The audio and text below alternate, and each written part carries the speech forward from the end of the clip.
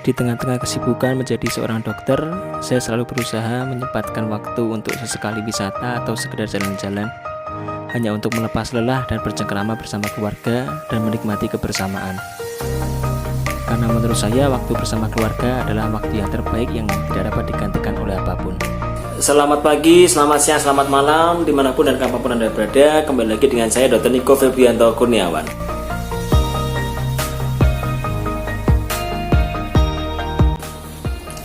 Ya, pada video kali ini saya akan mencoba membagikan tips terkait bagaimana cara kita menangani demam pada anak saat di rumah.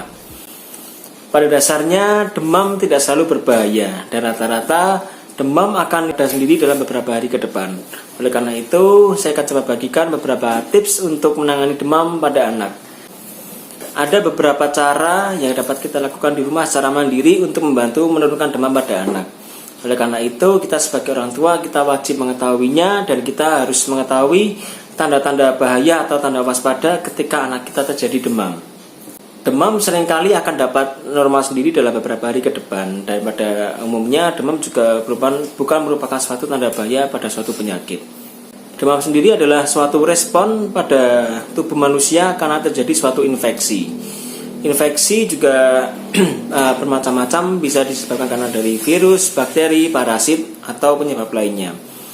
Yang seringkali terjadi saat ini adalah anak demam karena setelah diimunisasi atau vaksin COVID-19. Nah, kita akan bahas bagaimana cara menangani, tips bagaimana mengatasi demam pada anak di rumah. Demam merupakan kenaikan suhu tubuh dengan suhu di atas 37,3 derajat Celcius. Nah, langsung saja kita akan bahas langkah-langkah yang dapat kita lakukan ketika kita mendapati anak kita ada gejala demam di rumah. Pertama adalah berikan kompres. Nah, di sini kompres yang dianjurkan adalah dengan menggunakan air biasa atau dengan menggunakan air hangat. Nah, lalu meletakkan kompres pun juga disarankan pada beberapa tempat. Tempatkan kompres pada suatu tempat dirasa kurang efektif ya. Jadi kompres dapat dilakukan pada dahi, leher, dada, perut, dan di kedua ketiak. Kompresnya sendiri pun harus dibiarkan beberapa menit, sekitar 20-30 menit sampai mengering atau air menjadi dingin kembali. Setelah menjadi dingin, dapat diganti sekitar 2-3 kali dan dipantau lagi selama 2 jam untuk pemantauan suhunya, apakah suhunya sudah mulai turun atau belum. Itu adalah tips yang pertama. Tips yang kedua adalah hindari menggunakan pakaian yang tebal. Jadi pakaian yang tebal seperti jaket, selimut kan seringkali kita berikan kepada anak kita ketika anak kita sedang demam. Hal ini kurang baik dan kurang cocok karena ketika anak mendapatkan selimut yang terlalu tebal atau jaket yang terlalu tebal, ini akan menghambat udara panas di dalam tubuh untuk dapat menguap. Oleh karena itu disarankan untuk menggunakan pakaian yang tipis, yang lembut, nyaman, serta dapat menyerap keringat. Karena anak yang demam seringkali akan berkeringat dan keringat tersebut juga akan menyebabkan kedinginan apabila tidak segera dikeringkan. Itu adalah tips yang kedua. Tips yang ketiga adalah berikan makanan atau minuman yang lebih banyak dibandingkan porsi sebelumnya. Untuk anak dengan usia balita atau masih menggunakan ASI, diharapkan ibu dapat memberikan ASI yang lebih banyak dibandingkan waktu-waktu sebelum demam. Ketika anak sudah memasuki usia di atas 6 bulan mendapatkan empasi, dapat diberikan makanan padat lainnya ataupun diberikan ASI ataupun air putih. Mengapa harus meningkatkan banyak makanan atau cairan? Karena ketika anak demam, seringkali anak akan menjadi berkeringat dan pipis lebih banyak.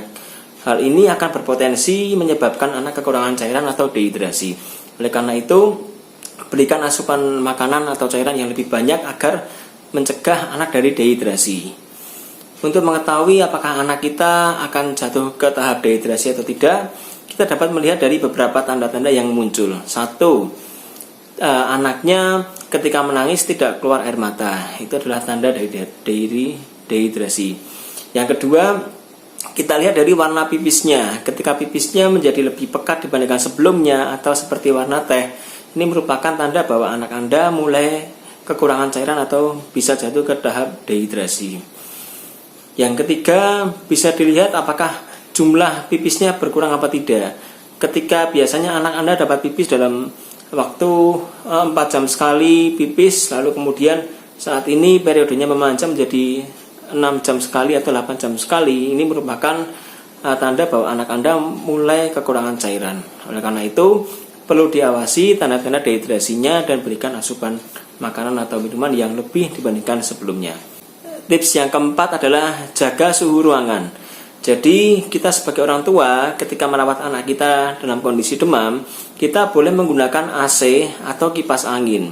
Kita harus menjaga agar suhu di ruangan tersebut tidak ikut terlalu panas. Dapat juga kita menyalakan kipas angin juga agar ada sirkulasi udara dan suhu ruangan juga lebih sejuk sehingga memudahkan panas badan itu lebih cepat menguap dan memberikan rasa nyaman pada anak kita. Tips yang kelima adalah mandikan dengan menggunakan air hangat. Nah, ketika anak kita demam, kita boleh memandikan dengan menggunakan air hangat agar suhu badan juga akan bisa ikut turun, dan kita tidak boleh memandikan dengan air dingin. Biasanya kalau menggunakan air dingin, anak kita akan menjadi menggigil dan suhunya akan menjadi lebih panas lagi. Oleh karena itu, boleh dimandikan dengan menggunakan air hangat.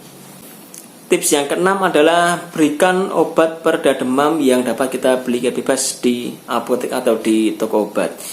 Sebagai contoh adalah paracetamol. Jadi paracetamol ini dapat diberikan sesuai dengan dosis yang tepat dan dapat diberikan ketika anak kita mengeluh demam, rewel, atau mengeluh sakit kepala, badan pegal-pegal, dan gejala lainnya. Untuk anak di bawah 2 bulan disarankan konsultasi dengan dokter terdekat Anda untuk menentukan dosis yang diberikan pada anak Anda. Itu adalah beberapa tips yang saya berikan. Semoga tips itu dapat Anda lakukan di rumah ketika anak Anda demam ya. Dari tips-tips tersebut, kita juga harus waspada terhadap tanda-tanda dari demam tersebut. Kapan demam dapat kita rawat di rumah dan kapan demam harus kita segera bawa ke rumah sakit. Yaitu, 1, ketika demam terjadi dengan sangat tinggi dan tidak respon dengan menggunakan tips-tips yang kita lakukan tadi. Jadi ketika menggunakan cara-cara tadi, demam masih terus tinggi dan bahkan anak kita mengarah ke gejala seperti kejang, nah itu adalah tanda bahaya yang nomor 1, yaitu harus segera dibawa ke rumah sakit ketika anak Anda ada tanda-tanda seperti kejang ataupun pingsan. Yang kedua, tanda bahaya adalah tanda-tanda dari dehidrasi yang kita sebutkan di video awal tadi, bahwa ketika terjadi demam, anak akan cenderung berkeringat dan mengeluarkan banyak cairan melalui pipisnya. Oleh karena itu, apabila anak Anda demam kemudian tidak mau makan disertai dengan mual muntah, kita harus amati apakah ada tanda dehidrasi atau tidak. Dengan cara yang saya sebutkan tadi, melihat warna pipisnya, jumlah pipisnya berkurang atau tidak, dan kita amati ketika anak kita sedang menangis, apakah anak kita menangis dalam kondisi matanya kering atau mengeluarkan air mata atau tidak. Ketika masih ada air mata, berarti anak kita tidak dehidrasi. Ketika warna pipisnya juga tidak terlalu pekat atau masih bening, masih jernih, itu juga tidak merupakan tanda dehidrasi. Lalu tanda bahaya berikutnya adalah anak kita cenderung mengantuk, lemas, tidak mau makan, tidak mau minum, dan cenderung pingsan. Nah, itu kita harus segera membawa ke rumah sakit untuk mendapatkan penolongan lebih emergensi lagi. Yang berikutnya, tanda yang perlu kita waspadai adalah demam yang tidak membaik dengan pemberian obat lebih dari 3 hari. Apabila anak kita dalam kondisi tersebut, kita harus segera bawa ke dokter agar dokter mampu memberikan pilihan pemeriksaan laboratorium yang tepat untuk memantau apakah anak kita menderita suatu penyakit yang infeksi tertentu atau mengarah ke infeksi yang lainnya. Nah, itu bisa kita lihat dengan pemeriksaan laboratorium. Ya, itu adalah beberapa tips dan tanda bahaya yang perlu kita perhatikan apabila anak kita demam. Semoga video ini bermanfaat. Jangan lupa bagikan ke teman dan saudara Anda ketika Anda menyukai video ini. Jangan lupa komen. Saya akan berusaha menjawab setiap pertanyaan yang Anda berikan. Dan sampai ketemu pada episode video lainnya.